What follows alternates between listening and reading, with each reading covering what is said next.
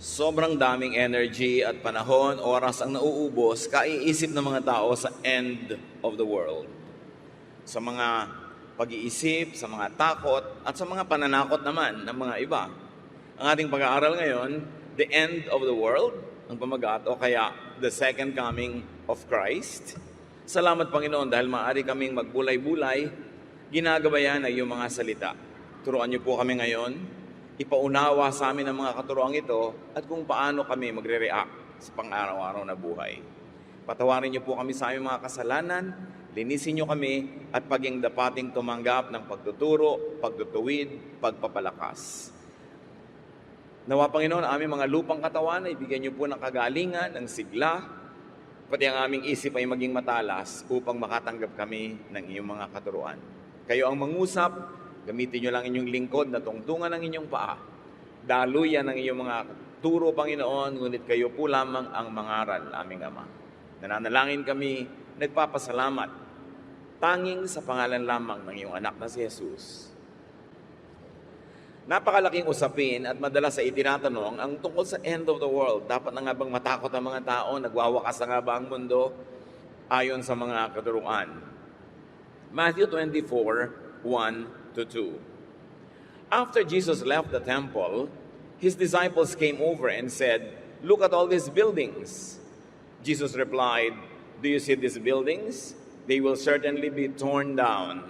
Not one stone will be left in place." Ang prophecy kasi sa Biblia, hindi nilalagyan ng date. Kumisan halo-halo yung past, present, and future, kaya napakalaking kalituhan sa marami ang pagbabasa nito. So itinuro ng mga disipulo ng Panginoon sa kanya yung mga gusali ng Jerusalem at sabi niya, darating ang panahon, mabubuwag ang lahat ng mga yan, walang matitirang nasa tamang lugar na mga pader o mga bato. At naganap na po ito noong AD 70. Doong nag-revolt ang Israel against Rome and Rome crushed the revolt, destroyed all the buildings, especially the temple, and dispersed all the Jews from outside of Palestine or that area. Tapos na yon. Nung 70 AD pa, naganap na. Kung gusto nyong basahin na, yun na nga ang kaganapan nung sinabing guguho ang templo at ang mga gusali ng Jerusalem. Matthew 24 verse 3, later as Jesus was sitting on the Mount of Olives, his disciples came to him in private and asked, "When will this happen? And what will be the sign of your coming and of the end of the world?" Yun ang tanong.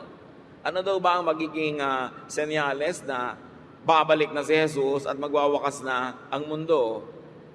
Hindi tinanong yung second coming. Ang sinabi, when will be the sign of your coming? Kasi maraming nagbilang na, pag dumating na si Jesus ang nasa mga ulap, may mga trompeta, second coming. Samantalang yung pagkakapanganak kay Jesus, kung tutuusin ay second coming na. Dahil sinasabi sa John 1:1 that the Son had been with the Father from the beginning. Na noon pa man, narito na ang anak nang nilikha pa lang ang sandaigdigan. So hindi pwedeng bilang-bilangin yan exactly kasi maraming posibleng meaning. Katulad noon, nung ipinanganak si Jesus sa Bethlehem, kung tutuusin, yun na ang second coming. Kaya huwag masyadong maging mapako sa mga pagbibilang, sa mga eksaktong panahon, eksaktong dates na nakakatakot lamang. At pag sinabing, what will be the sign of the end of the world? Ano kaya ang ibig sabihin ng world? The end of the planet? Or the end of their world system? Yung mundo nila. The end of the world dominated by the Jewish temple. Yun ba ang end of the world? The end of the world dominated politically by the Roman God, the emperor. Yun ba ang end of the world? What world? Which world will end? Pag kasi binasa mo agad na yung end of the world, ay planet agad, maraming ang natatakot. Pero ano bang kahulugan ng daigdig, ng mundo? Mundo mo, mundo ko, mundo ng mga Aita, mundo ng mga Amerikano, mundo ng mga artista. Hindi planeta yon. System. Isang uri ng social, political system. So yung end of the world ba ay end ng isang political system, isang religious system, isang culture, isang nation. Dahil noong AD 70, nawakasan din ang Jewish nation as it was known for thousands of years. Matthew 24, 4-5, Jesus answered, eto daw yung mga senyales that the world will end. They will say they are the Messiah and they will fool many people. Don't let anyone fool you. Many will come and claim to be me. So isang sign daw yon na magwawakas yung world.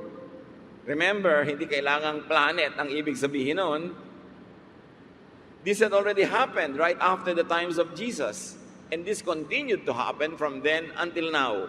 Marami nagkiklaim na sila ang Messiah, sila ang anak ng Diyos, sila ang tagapagligtas. Matthew 24:6-9, you will soon hear about wars and threats of wars. But don't be afraid. These things will have to happen first. But that isn't the end. Nations and kingdoms will go to war against each other. People will starve to death. And in some places there will be earthquakes.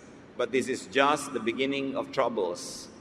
You will be arrested, punished, and even killed. Because of me, you will be hated by people of all nations. So kausap dito ng Panginoon ang kanyang mga mananampalataya, ang kanyang mga alagad, na at that time, culturally, religiously, kahalo pa ng buong Israel, hindi pa malinaw na sila'y nakabukod. So ang kausap ba ay bayang Israel o mga Kristiyano lamang, o yung mga Kristiyanong Hudyo, na nung panahon na yon ay hindi pa malinaw na may iba na silang distinct religious identity. Now, these intense persecutions and hardships happened already. Right after the time of Jesus, kutakot-takot na persecution ang nangyari. So kung gusto mong ibilang na ito na ang katuparan, ibig sabihin, natupad na. Pero kung gusto mong ibilang ang lahat ng persecution na nangyari all throughout time, and then later on, persecution of Christian versus Christian, pwedeng sabihin mong ay patuloy pang nangyayari, at pwedeng sabihin mo rin, baka may mangyayari pa. Pero kung unawain ang kasaysayan, pwede mo masabing nangyari na rin yan. At marami pang dahilan para isipin, oo nga, nangyari na, at tatalakayin natin. Matthew 24:10-12, many will give up and will betray and hate each other. Many false prophets will come and fool a lot of people. Evil will spread and cause many people to stop loving others. Again, matagal lang nangyari yan, at patuloy ring nangyayari pa. Matthew 24:13, but if you keep on being faithful right to the end, you will be saved. End of what? End of the planet, end of the world, end of the culture, end of the political or religious system. What end? Hindi nilinaw.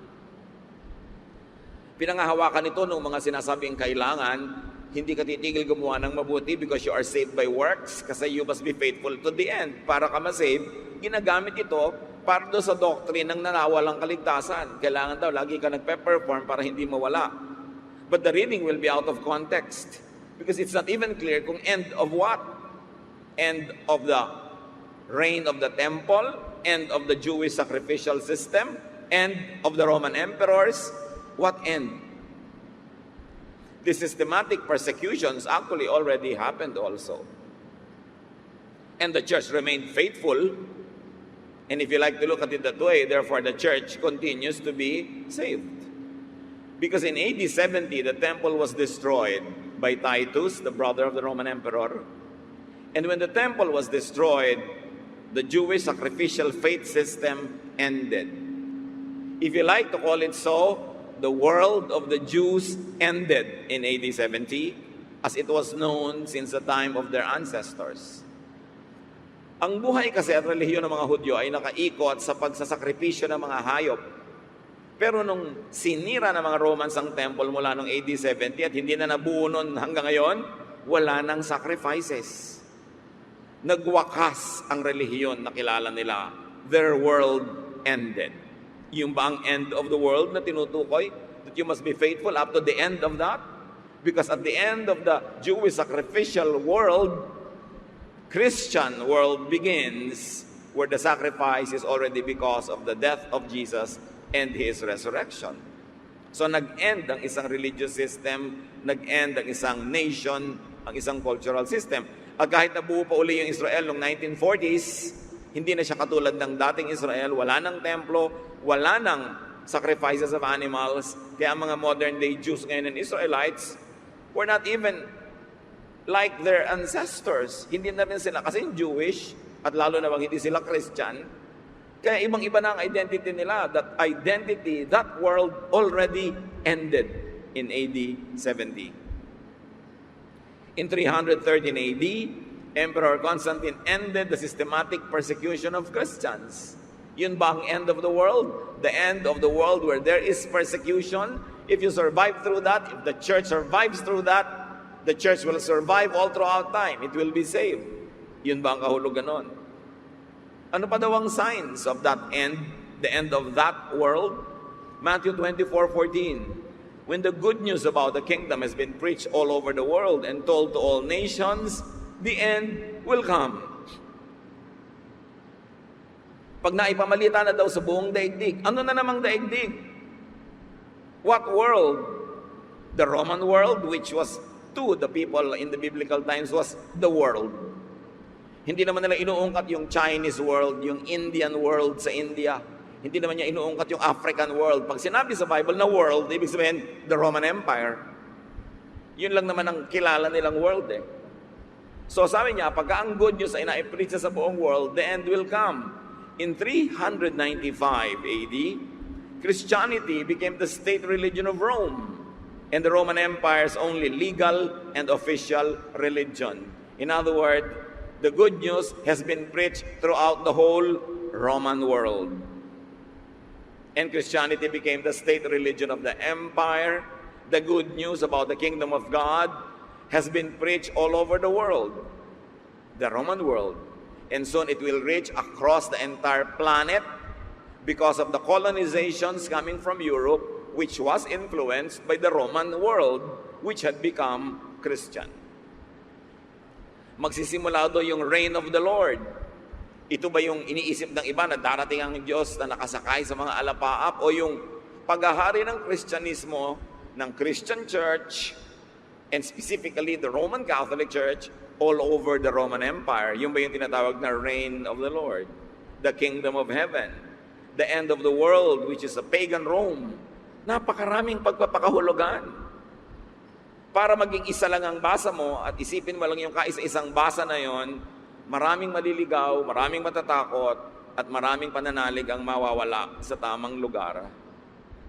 Ito ba ang tinatawag na Christ's triumphal return?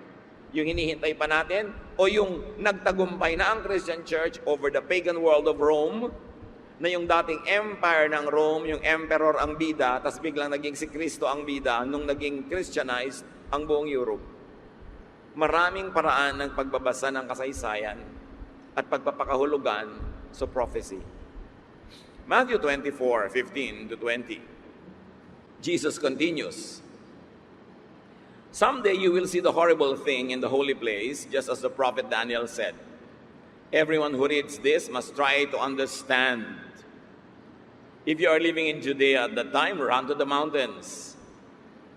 If you are on the roof of your house, don't go inside to get anything. If you are out in the field, don't go back for your coat. It will be a terrible time for women who are expecting babies or nursing young children. And pray that you won't have to escape in winter or on a Sabbath." So ano ang tinutukoy dito? What end of the world ang nakakatakot? Again, as history tells us, in AD 70, when Rome crushed the Jewish revolt, Rome dispersed all the Jews, killed so many, massacred so many people, destroyed all the buildings, very especially the temple. At ito ba ang tinutukoy ng Panginoon na pag nangyari yon, tumakas na kayo, huwag na kayong magbalak na magbalot-balot, mag-ayos-ayos kasi walang panahon. At sabay ipanalangin nyo na huwag winter mangyari to. Why not? At huwag daw mangyayari sa Sabbath kasi ang mga Jews are allowed to travel only half a mile during the Sabbath. Kaya kung gyera, pag nilusob sila ng kaaway during the Sabbath, mahuhuli silang lahat dahil hindi sila pinapayagan ng batas na maglakad, tumakbo o tumakas ng higit sa kalahating milya. Kaya natatalo sila pag mga gyera dahil sa Sabbath na yan. Nalalaman ng kaaway, lusubin natin sila pag Sabbath, bawal magtrabaho. So hindi nila pinagtatagulan sarili nila, natatalo sila. Hanggang umimbento na sila ng addendum sa batas na pagka-gyera, pwede nila ipagtagulan kanilang sarili. Kasi nakikita nila, mauubos sila pag sinunod nila yung batas. Matthew 24:21-22. This will be the worst time of suffering since the beginning of the world, and nothing this terrible will ever happen again. If God doesn't make the time shorter, no one will be left alive. But because of God's chosen ones, He will make the time shorter. So beginning of the world, beginning of the planet ba yun? O beginning of the Jewish world, the Jewish nation? Na wala silang makikitang ganong suffering. Dalawang sufferings ang nakatala sa history na sobrang grabe at parehong nangyari na sa bayang Israel. Yung nangyari nung 70 AD and right after it, the dispersal of the people, na nawalan sila ng sariling bayan. Noong 1948 lang sila uli na buo. 1947, mga panahon na yan.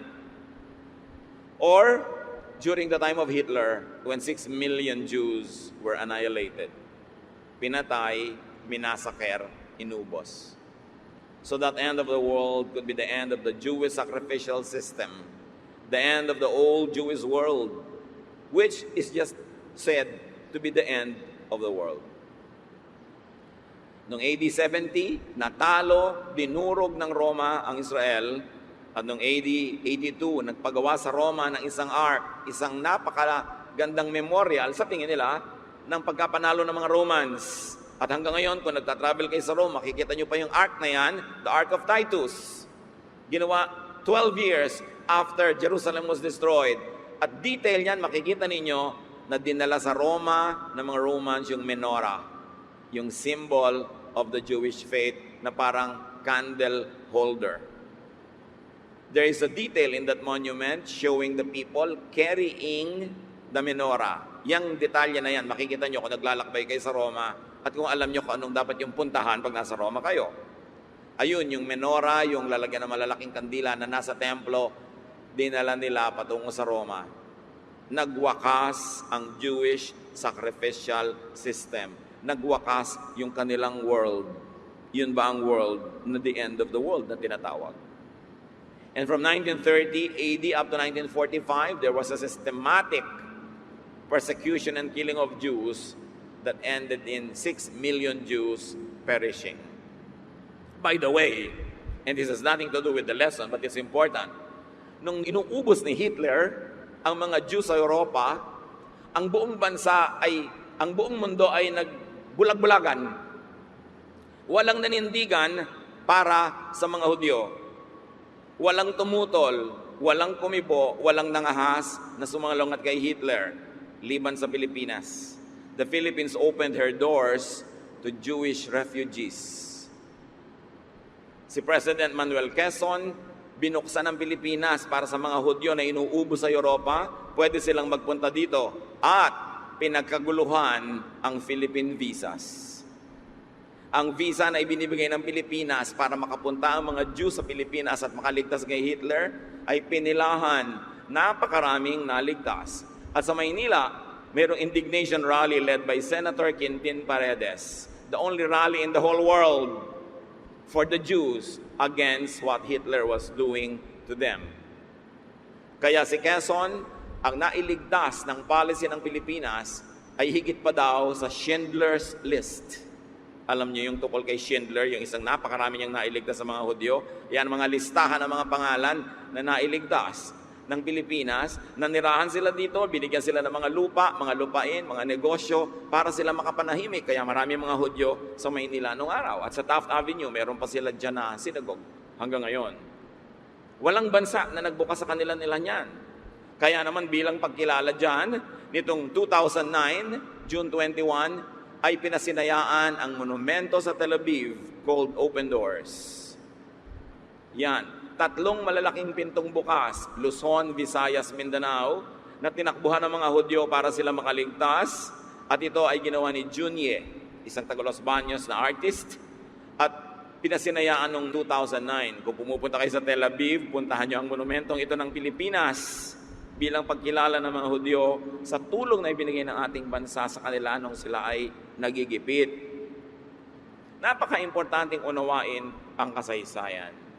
So ang mga Hudyo ay dumanas na ng napakaraming end of the world kung tutuusin, ng napakaraming persecution, maging ang mga Christian Jews, and then later on, maging Gentile Christians. Kaya alin ang tinutukoy? Kaya ang sabi nga ni Jesus, not even the Son knows. Hindi naman para alamin kung kailan yan. Hindi naman yan ang topic na dapat kang matakot, dapat laging yan ang isipin mo at laging laman ng iyong utak. Now back to Matthew 24, 23 to 27. Someone may say, here is the Messiah, or there he is, but don't believe it. False messiahs and false prophets will come and work great miracles and signs. They will even try to fool God's chosen ones. But I have warned you ahead of time. If you are told that the Messiah is out in the desert, don't go there. If you are told that he is in some secret place, don't believe it. The coming of the Son of Man will be like lightning that can be seen from east to west. Marami daw ng mga false Christ will come. But don't believe reports of the Messiah's coming till you experience and verify it personally. Huwag na huwag daw maniniwala kahit sino ang nagbabalita. Dapat ikaw mismo ang makaramdam, makakita na si Jesus ay nandyan na nga. In other words, don't go after false messiahs. At sino ang false messiah?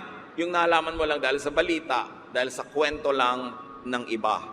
Kailangan ikaw mismo ang makaranas noon. At meron pa ba na higit na magandang second coming o third coming, ikailan man yon, kundi yung nung tinanggap mo si Jesus, ay nakiisa siya sa iyong puso. Nung humingi ka ng tawad sa iyong mga kasalanan, nanalig kay Jesus at inanyayahang pumasok sa iyong puso, ay pumasok siya. Yun ang pinakamahalagang coming of Jesus. Kung nangyari na sa buhay mo yon, huwag ka nang sobrang mag-intay ng kung ano-anong coming. Because that is the most important one. That Jesus has come into your world, into your heart, into your mind, into your spirit. That the Spirit of God the Father through Jesus becomes one with you. Yun ang napakahalagang pagbabalik ni Jesus. Nung ikay bidalikan, pinuntahan dahil naniwala ka at inanyayahan mo siya. Yun ang personal. Walang ibang pwedeng magsabi sa iyo na tumanggap ka na nga, na dumating na nga si Jesus dahil ikaw lang makakaalam nun. Yun ang paniniwalaan, yung sinasabi ng iyong puso, sinasabi ng iyong espiritu na yes, Jesus is already in my heart. Nasa puso niya na ba si Jesus? Kung nasa puso niya na si Jesus, dumating na siya sa inyo. Napakahalagang intindihin yun. Huwag kayong tumunganga na nakatingin sa mga alapaap ng kahihintay. Jesus is in your heart. At kung literal man ang magaganap na darating nga siya sa ganung paraan pa, dagdag na lang yon. Ang mahalaga, dumating na siya sa puso nyo. Bago pa man maganap yung cosmic, universal event na yon, dapat mangyari na sa puso mo personally. So kung tinanggap mo na si Jesus, nag-second coming na sa'yo. Sa puso mo. Sa iyong sariling espiritu. Balik tayo sa pinag-uusapang end of the world daw na yan. Matthew 24, 29 to 31. Right after those days of suffering, the sun will become dark and the moon will no longer shine. The stars will fall and the powers in the sky will be shaken. Then a sign will appear in the sky, and there will be the Son of Man. All nations on earth will weep when they see the Son of Man coming on the clouds of heaven with power and great glory. At the sound of a loud trumpet, He will send His angels to bring His chosen ones together from all over the earth. Ito yung laging hinaantay ng iba at kinakatakutan ng iba pa. Maganap man yan, literally, symbolically, whatever, ang mahalaga, naganap na sa puso mo na tinanggap mo na si Jesus bilang Panginoon at tagapagligtas. Day of celebration na lang kung maganap itong event na ito. Dahil iipunin na niya yung mga nasa kanya na. Pero ang mahalaga, nasa inyo na ba si Jesus? Pinanaligan na ba? Tinanggap sa puso sa simpleng panalangin? Nagbukas na ba tayo ng ating buhay kay Jesus? Literal man o symbolic yan o pareho, ang mahalaga, kasali ka na kasi nasa puso mo na si Jesus bago pa man ito maganap. Matthew 24, 32 to 35. Learn a lesson from a fig tree. When its branches sprout and start putting out leaves, you know that summer is near. So when you see all these things happening, you will know that the time has almost come. Now pay attention to this, church. Jesus says, I can promise you that some of the people of this generation will still be alive when all this happens.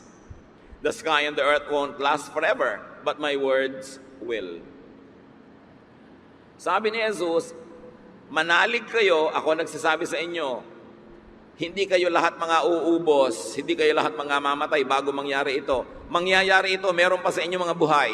Itong mga generation na ito, nakausap ko. Kaya nakikita natin, nakaramihan sa sinasabi ni Jesus na yan tungkol sa end of the world, magaganap sa first generation of Christians. Kasi sabi niya, kayo mga nakikinig nito, may mananatili pa sa inyong buhay, mangyayari na ito. 2,000 years ago na yon. Malinaw na maraming kaganapan sa binabanggit sa Matthew 24, naganap na noong pamang first century. At dahil hindi natin nauunawa ang sinasabi ng Scripture, abang tayo ng abang sa mga bagay na nangyari na pala. Bagamat, hindi naman imposible may mga elemento ito na patuloy na naganap at magaganap pa, at meron namang nananatiling magaganap pa lang. Pero ang karamihan, sabi ni Jesus, makikita ninyo, you will witness in your lifetime. Sino yung kausap niya? Mga tao nung AD 27, 28, 29, 30, noong mga panahon lang na yon. Kaya maraming naganap na. The events described mostly had happened already. Jesus promised that such events would happen within the lifetime of the generation that He was talking to. At sabi niya sa Matthew 24, 36 to 39, no one knows the day or hour. The angels in heaven don't know, and the Son Himself doesn't know. Only the Father knows. When the Son of Man appears, things will be just as they were when Noah lived. People were eating, drinking, and getting married right up to the day that the flood came and Noah went into the big boat. They didn't know anything was happening until the flood came and swept them all away. This is how it will be when the Son of Man appears. Here, many people believe ang pinag-uusapan ay bagay na darating pa lang. So maraming tinutukoy sa prophecy, mangyayari na agad, patuloy na mangyayari sa mahabang panahon, at merong special na mangyayari sa kaduluduluhan lamang. Ang point, hindi tinukoy kung alin doon ang alin. So ano ngayon ang saysay na pag-aralan ng mga bagay na hindi mo alam kung naganap na? Well, marami tayong pwedeng malaman na naganap na. Paano yung magaganap pa lang? Ang mahalaga, nasa puso man na si Jesus. Maganap man yun as we expect, maganap man yun sa paraang inaakala natin o sa ibang paraan, hindi na yun ang mahalaga. Ang mahalaga, kasama ka sa mga tatawagin at iipunin dahil si Jesus nasa puso mo na bago maganap ang mga pangyayaring ito. So walang dapat katakutan. Hindi dapat mag-resign sa trabaho, tumigil sa pag-aaral sa eskwela, hindi dapat ibenta lahat ng mga ari-arian at i-donate kung saan-saang simbahan dahil iniisip mo lang babalik na si Jesus. Mano namang datnang kamayaman? Ano namang masama doon? Ano naman ang masamang datnan ka na nasa beauty parlor? Masama ba yun? Ano naman ang masamang datnan ka na nagkakape o nagmimisyon? Kasi siyempre sa isang 24 hours, sa isang 7 days a week, sa isang buwan, sa isang taon, lahat naman ginagawa mo May nagre-relax ka, may nagtatrabaho ka, may nag-aaral ka, may gumagraduate ka. Ano naman na masama kahit alin doon abutan ka ng Panginoon? Ang mahalaga, nasa puso mo si Jesus pagdating niya. Ano man ang ginagawa mo. Hindi ka kailangang magpa-blackmail sa mga relihiyon na ibigay ang lahat ng ari-arian mo sa simbahan, darating ang si Jesus. Marami nang nagbigay 50 years ago. Ayun, wala tuloy silang kapera-pera, hindi pa rin naman dumating. Marami nag-resign sa trabaho, pinatigil ang mga anak sa eskwela. Kasalanan ba na abutan ka na nag-aaral ng algebra? Pananakot kasi yan ng mga relihiyon para sumidhi ang attendance, dumami ang donation, at lahat maging servants of the church. Pero ano naman kung abutan ka? Ang Panginoon mismo ang lumikha ng 7 days a week na may ikapitong araw ng pahinga. Masama bang abutan ka sa araw ng pahinga? Araw naman yun ng pahinga. Huwag tayong magpa-blackmail sa pananakot ng second coming na yan. It will be a joyful occasion. Ang mahalaga, nasa iyo si Jesus. At syempre, mahalaga na marami kang ginagawang tama, paglilingkod, kahit hindi pa yun ang sa akto ay abutan pagdating niya, kahit abutan kang tulog, alam naman ng Diyos na natulog ka dahil napagod ka na kagagawa kahapon, kahit nang abutan sa iyo ngay tulog ka, sinong mamasama nun?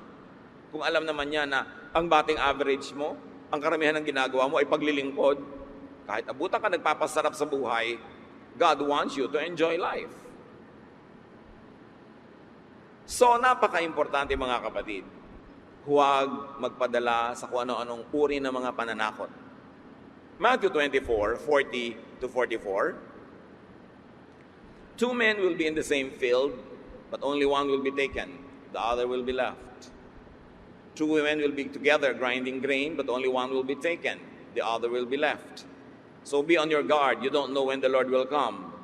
Homeowners never know when a thief is coming, and they're always on guard to keep one from breaking in. Always be ready, you don't know when the Son of Man will come. Yung tinatawag ng maraming rapture na napaka-literal, may 2 tao, toink, mawawala yung isa. May 2 lalaki, toink, mawawala yung isa. Literal kaya ito o symbolic? Ibig sabihin ba talaga dito, may mga taong biglang maglalaho? Kaya iba ayaw sumakay sa aeroplano, paano na kung born again ang piloto, biglang mag-toink, di nawala ng piloto? Paano na kung biglang nawala yung doktor, ino-opera ka, open heart surgery, sino magsasara? Kaya yung iba nagkakaroon ang daming takot. O symbolic ba ito? Nang ibig sabihin lang ay ito, may mga taong kukunin ng Panginoon dahil nanyalig sila, at meron hindi, kasi hindi sila nanyalig. Pwede kayang ganun ang reading? Pwede rin. Yun nga ang biblical prophecy and language, maraming pwedeng basa. Lugi yung makikitid ang utak na isang basa lang ang nababasa, isang point of view lang naririnig. Natatakot tuloy. Pwede yan na literal, pwedeng symbolic, pwedeng both. Pero isa lang ang mahalaga na gusto ko idiin, na nag-second coming na si Jesus sa puso nyo. Personally, tinanggap nyo na, who cares about the details? God will take care of the details. Ang mahalaga, mag-rest ka, maglingkod ka, magpahinga ka, go on with life. Plan as if Christ will not return in 1,000 years, but live a righteous life as if He would return this minute. Yun dapat ang magandang policy. Matthew 24:45-51. Who are faithful and wise servants? Who are the ones the master will put in charge of giving the other servants their food supplies at the proper time? Now, Jesus is coming to the most important part of His teaching, so pay attention. Sabi niya, servants are fortunate if their master comes and finds them doing their job. You may be sure that a servant who is always faithful will be put in charge of everything the master owns. But suppose one of the servants thinks that the master won't return until late. Suppose that evil servant starts beating the other servants and eats and drinks with people who are drunk. If that happens, the master will surely come one day, on a day at a time when the servant least expects him. That servant will then be punished and thrown out with the ones who only pretend to serve their master. Then they will cry and grit their teeth in pain. Ito na ngayon, sinasabi ni Lord, dahil hindi nyo naman alam kung kailan, maging matapat kayo sa Diyos. Maging matapat kayo sa paglilingkod, sa pamumuhay. Pero hindi niya sinabing huwag kayong magpahinga. Hindi niya sinabing puro tiis. Sabi niya, maging matapat kayo. Your batting average should be high, and that should be good enough. Sino daw ang matalinong servant? Yung hindi magpapabaya kahit parang natatagalan yung pagdating ni Jesus. Pero kung ikaw naman naglilingkod, at tulad nga ng sabi natin, doon sa oras na pagdating niya, ay nabuta ka nagpapahinga, pero alam naman niyang the other day, sa pagod ka kalilingkod, hindi naman mamasamahin yun. Alam naman ng Diyos ang ginagawa mo, kahit noon, at ngayon, at kahit bukas. So mahalaga mga lessons, kapatid, don't be obsessed with the second coming. Huwag laging yun ang isipin nyo, yung pagdating sa puso nyo ni Jesus ang unahin. Manalig sa Kanya, tanggapin siya bilang Panginoon tagapagligtas, anyayahang sumayin nyo, sumapuso nyo, at dumating man siya literally or not, matagal man o mabilis, bahala na siya doon. Ang mahalaga, pag inipon ng kanyang mga anak, kasali ka sa iipunin. Ang mahalaga, never believe in any specific date. Dahil sinabi na ni Jesus, not even the Son knows. At tulad nga ng binanggit natin, maraming pwedeng kahulugan ang second coming. Pwedeng yung birth in Bethlehem, pwedeng yung nung panahon na tinanggap mo si Jesus sa puso mo, pwedeng second coming. The most important second coming of Christ is when He accepted your invitation by faith, when He entered your heart and He became one with you. That is the most important to you personally. Another lesson, the most important coming of Christ is when He joins in the believer's fellowship. Talaga gusto mong dumating si Jesus? Dapat lagi kang nasa fellowship. Lagi kang nasa ministry, nasa church, sa mga ginagawa ng church. Dahil sabi ni Jesus, Matthew 18:20, "For when 2 or 3 gather in my name, there I am with them." So huwag maging hypocritical na laging nakatingin sa langit, sa alapaap, iniintay ang pagdating ni Jesus, tapos hindi umaattend ng church. Walang ministry. Hindi nakikiisa sa mga kapatiran. Dahil tuwing may 2 o 3 nagtitipon para sa Panginoon, nandun si Jesus. Ba't mag-aantay ka pa nung malayong may mga kasama pang ulap, at yung may 2 o 3, nandun siya. So kung talagang mahalaga sa ating makaniig si Jesus, makasama siya, be one with the believers. Be seen, be present, do your part. Be in the fellowship or ministry as much as you could. At nagkakaroon ng 2nd, 3rd, 4th, 5th, 10th, 1,000, 1,500 coming sa buhay mo tuwing nagkakatipon-tipon kayo para parangalan at paglingkuran ang Diyos. Another important lesson is don't be afraid. Hindi nakakatakot ang second coming o ikailang bilang man yon. Pagdiriwang yon ng mga anak ng Diyos. Tiyakin mo lang na anak ka.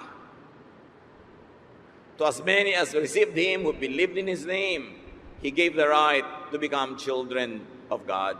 Sabi ng John. Yun ang tiyakin. Pag natiyak mo na yun, wala ka nang dapat katakutan pa. O baka naman hindi mo abutan yung coming na yun dahil baka sumakabilang buhay ka na. E di nauna ka na. Advance. O di nakita mo na rin ang Panginoon, nakasama mo na siya lalo. Hindi rin nakakatakot. Basta unahin mo yung mahalaga, tanggapin si Jesus sa puso mo. Panaligan. Gawin mo siyang Panginoon, tagapagligtas ng buhay mo. At maglingkod ka na lang, magtrabaho, maglingkod sa kapwa, expand God's kingdom, mag-enjoy sa buhay, at hintayin mo whichever coming will be first. Yung ikaw ang umakyat sa presensya ng Diyos o yung bumaba si Jesus, alin man ang mauna, pareho lang yun. Kaya ang sabi ni Lord sa John 16:33, I have told you these things so that in me you may have peace.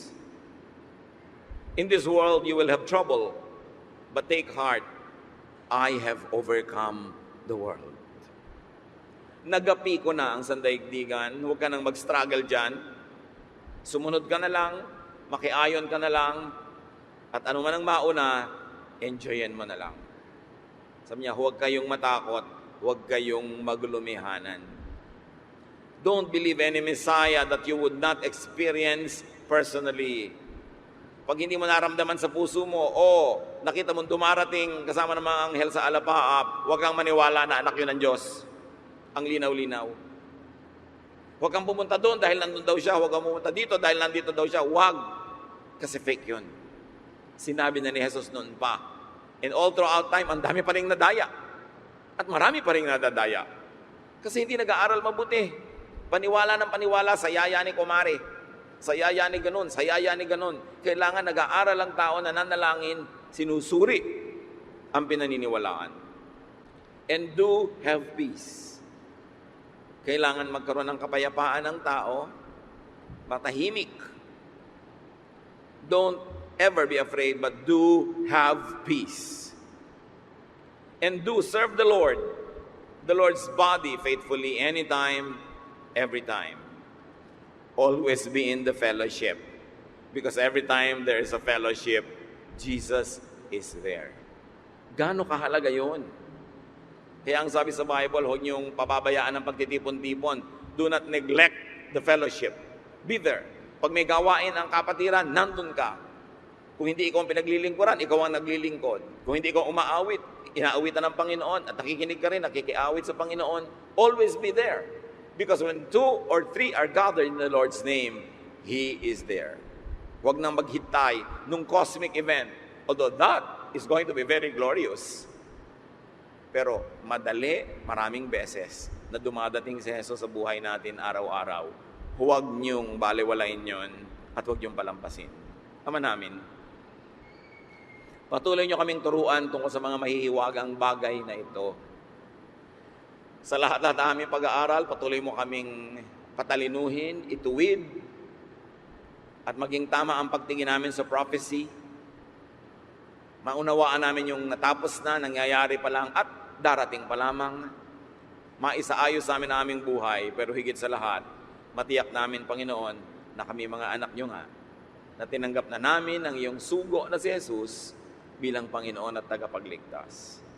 At kung naganap na yon, turuan niyo po kami, Ama, kung paano mamumuhay araw-araw sa paraang makapagdudulot sa inyo ng kaluwalhatian, makapagpapalawak ng inyong kaharian, makakapagparami ng mga naliligtas, at sa personal na buhay din namin, kami nasisiyahan.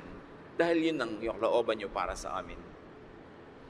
Patawarin niyo kami sa aming mga pagpapabaya. Patawarin niyo kami sa pakikinig sa mga kung ano-anong sabi-sabi na nakakatakot. Patawarin niyo kami kung nawawalay ang aming paningin at titig sa inyo at napupunta sa mga bagay na hindi naman dapat sundin o sundan. Patuloy niyo kami bigyan ng kaliwanagan para makapamuhay ng tama, maayos at mapayapa. Pagbulay-bulayan pa natin, mga kapatid, ang kahulugan nito sa personal na buhay natin. Panginoon, sa katahimikan na iyong mga anak ay nakikipagniig sa inyo.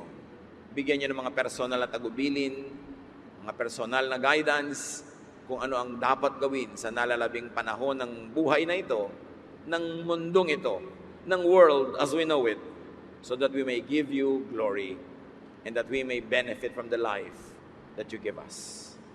Be with the Lord in silent meditation.